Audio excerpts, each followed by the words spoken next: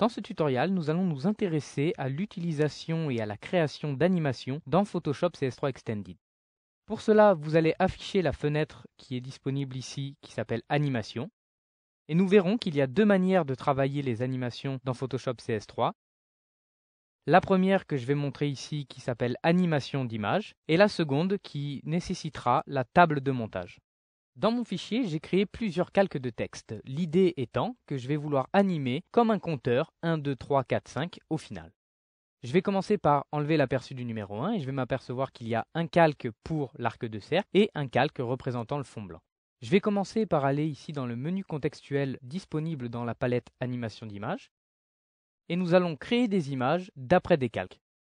À partir de ce moment, chaque calque présent ici dans mon fichier est représenté par une image dans ma palette animation.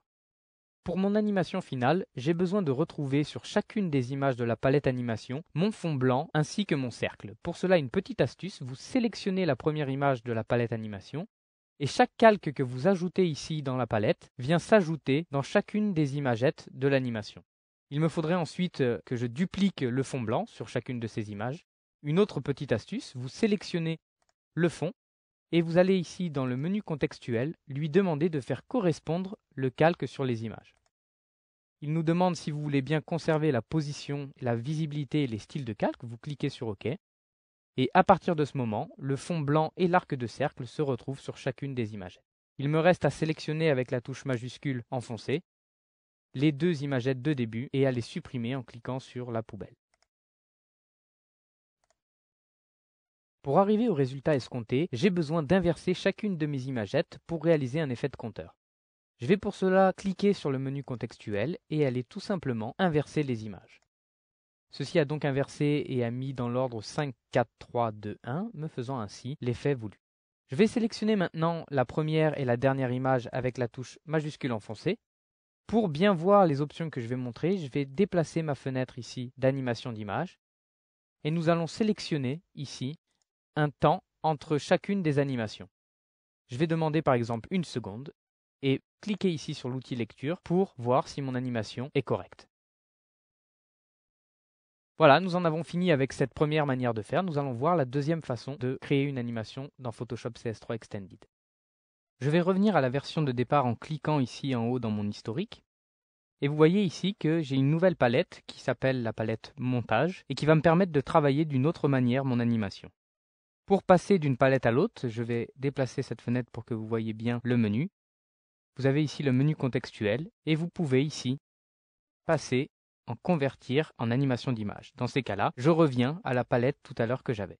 Si je reviens dans mon menu contextuel, je peux convertir en montage. Nous allons redescendre cette palette pour voir mon animation au complet. C'est d'ailleurs intéressant de pouvoir bouger comme ça sa palette animation, puisque dans certains cas, on aura besoin de la mettre en haut ou en bas. Et on peut en plus agrandir tout simplement en cliquant glissant ici notre palette. Quand vous créez un nouveau document dans Photoshop CS3, automatiquement, dans la palette animation, il vous indique 10 secondes. Vous pouvez évidemment changer cette option, donc nous allons ici dans le menu contextuel lui demander de changer ces 10 secondes et de mettre par exemple 5 secondes. Et je veux que chaque image dure 1 seconde. Donc je demande ici une image par seconde. Je vais maintenant afficher les calques dont j'ai besoin pour mon animation et sélectionner ceux qui seront en mouvement. Donc pour cela, je clique sur l'aperçu des 5 calques. Voilà. Et je vais maintenant sélectionner tous les calques qui sont en mouvement, c'est-à-dire mes calques texte. Étant donné que mon arc de cercle et mon fond blanc restent sur les images, je ne dois pas les sélectionner. Une fois ces calques sélectionnés, il me suffit de cliquer sur le menu contextuel et de demander de créer des images d'après les calques. À partir de ce moment, chaque image, ici dans ma palette, est venue se mettre par seconde. Donc j'ai bien une image par seconde sur 5 secondes. Il me suffit de mettre lecture et je vois bien ici l'application de mon animation.